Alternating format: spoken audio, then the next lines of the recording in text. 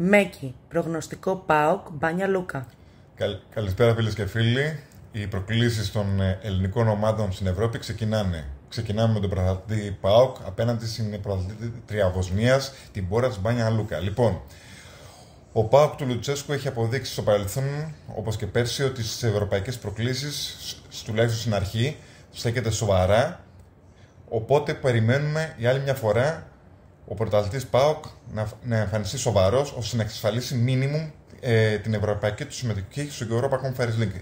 Ευελπιστώ και πιστεύω ότι η Μπάνια Λούκα δεν θα προβάλλει μεγάλη αντίσταση στον πρωταθλητή Ελλάδος και πιστεύω εύκολα ή δύσκολα ο ΠΑΟΚ θα επικρατήσει. Το προγνωστικό μου είναι άσο και over 3,5 υπέρ του ΠΑΟΚ.